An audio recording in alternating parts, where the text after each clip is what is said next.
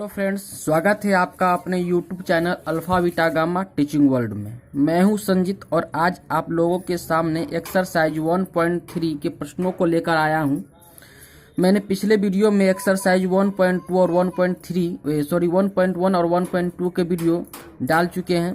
इस वीडियो के description box में इसका लिंक डाला गया है, वहां से आप इस वीडियो को देख लीजिएगा, एक्सरसाइज 1.1 और एक्सरसाइज 1.2 का। ठीक है, आज हम लोग एक्सरसाइज 1.3 के प्रश्नों को सॉल्व करेंगे। तो चलिए देखते हैं कि एक्सरसाइज 1.3 के क्या प्रश्न हैं। तो क्वेश्चन नंबर 1 है कि सिद्ध करें कि √3 एक अपरिमेय संख्या है। यानी कि हमको सिद्ध करना है कि √3 क्या है, एक अपरिमेय संख्या है। तो सबसे पहली बात कि √3 को एक अपरिमेय संख्या सिद्ध करने के लिए हमें जानना होगा कि परिमेय संख्या किसे कहते हैं और अपरिमेय संख्या किसे कहते हैं। तो चलिए सबसे पहले हम लोग जान लेते हैं कि परिमेय संख्या क्या है और अपरिमेय संख्या क्या है। परिमेय संख्या, तो परिमेय संख्या किसे कहते हैं, जिसको हम लोग इंग्लिश में रेशनल नंबर कहते हैं।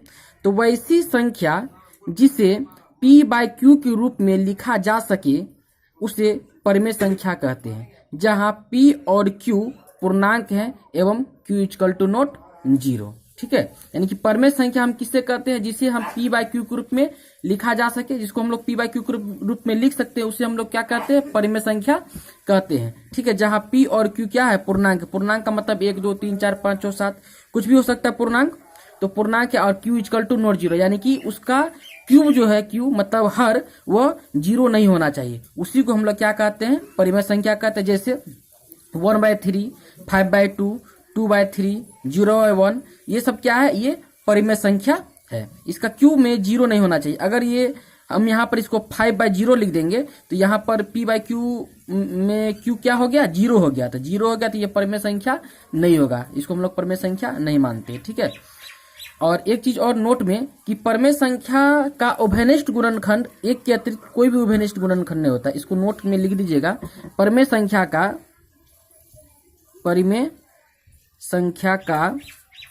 एक के अतिरिक्त कोई उभयनिष्ठ गुणनखंड नहीं होता है ना। मतलब एक के अतिरिक्त इसका कोई भी उभयनिष्ठ गुणनखंड नहीं होता। इसी को हम लोग क्या कहते हैं, परिमेय संख्या कहते हैं। चलिए अब देखते हैं अपरिमेय संख्या के बारे में। तो अपरिमेय संख्या क्या है, इसको हम लोग इंग्लिश में कहते हैं इरेशनल नंबर।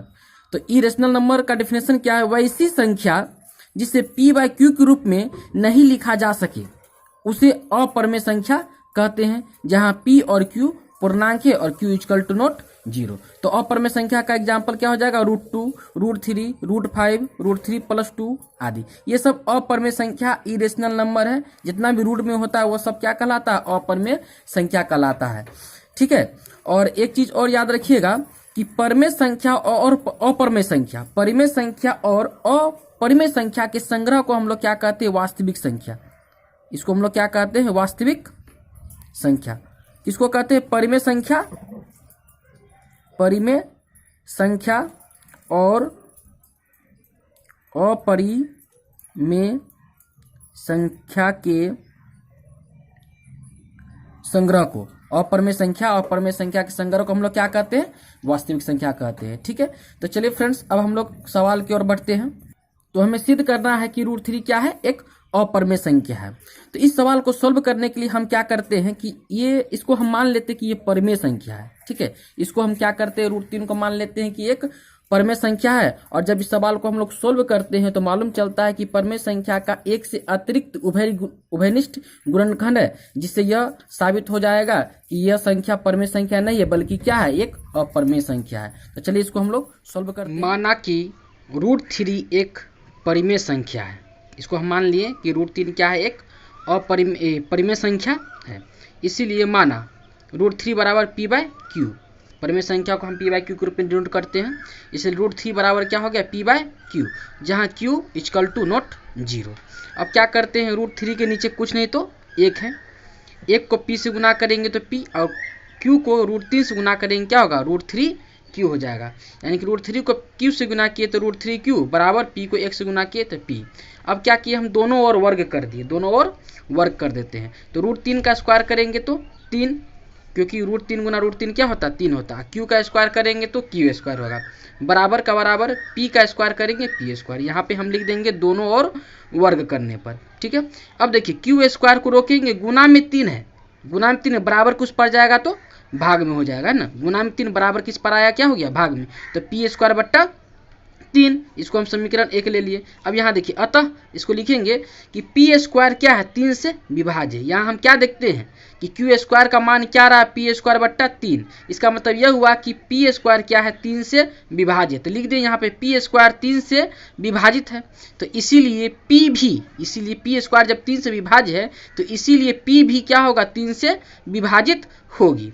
अब विभाजन एल्गोरिथम से चलिए पहले देख लेते हैं कि पी स्क्वायर पी जब 3 से विभाज्य है तो होता है क्या। तो 3 से क्या है पी विभाज्य, तो मान लीजिए कितना मर्तबे कटता है ये पी, सी मर्तबे कट जाता है, सी मर्तबे पी कट जाता है। तो विभाजन एल्गोरिथम से हम लोग क्या जानते हैं कि भाज्य बराबर भाजक गुना भागफल प्लस शेषफल होता है ना, भाज्य बराबर भाजक गुना भागफल प्लस शेषफल, ये विभाजन एल्गोरिथम विधि द्वारा होता है। इसलिए भाज्य बराबर, तो भाज्य हमारा क्या है यहाँ पी है, तो पी बराबर क्या हो जाएगा भाजक गुना भागफल, यानी कि 3 गुना सी। तो लिख देंगे हम यहाँ पर विभाजन एल्गोरिथम से पी बराबर 3c, जहाँ सी क्या है एक पूर्णांक है, सी क्या है एक पूर्णांक, पूर्णांक मतलब 1 2 3 4 कुछ भी हो सकता है, तो सी पूर्णांक है।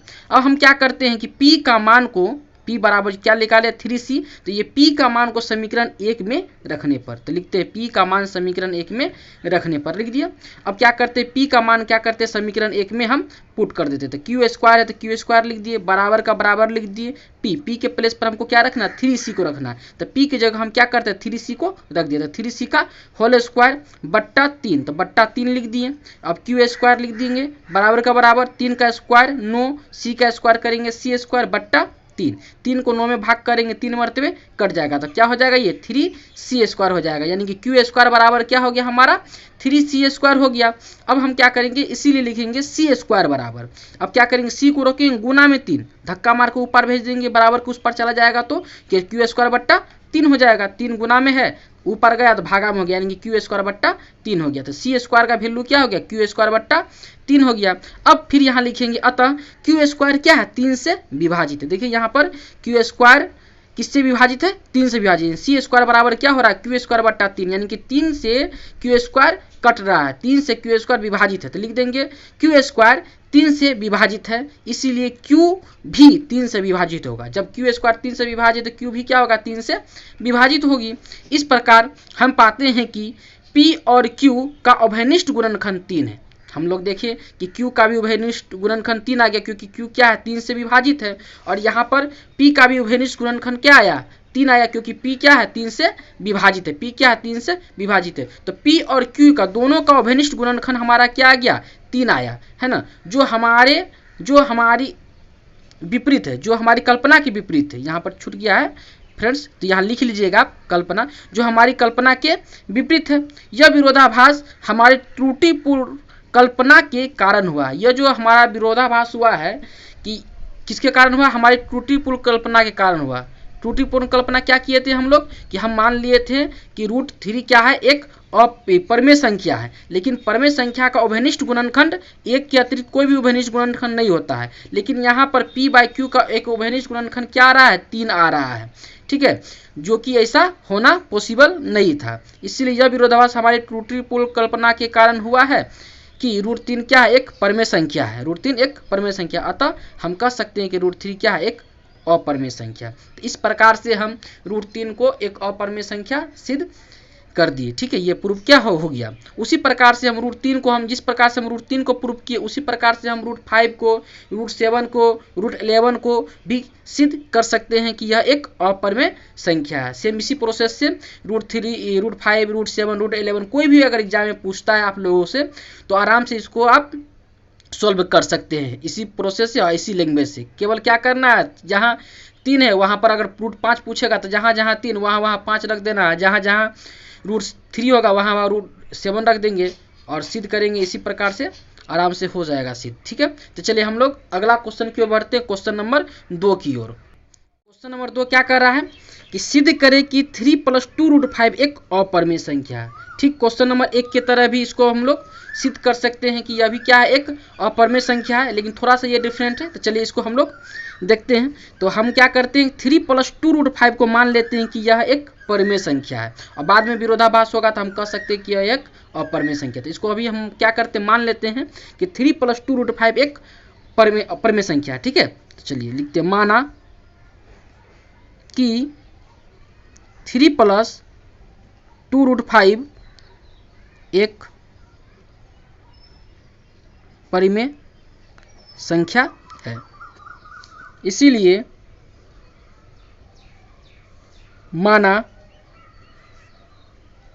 3 + 2√5 बराबर P/Q, जहाँ Q क्या है, Q = 0 है। ठीक है, अब हम क्या करेंगे, इसको लिख सकते हैं इस प्रकार से, 2√5 बराबर P/Q +3, इधर आ जाएगा तो क्या हो जाएगा, माइनस हो जाएगा।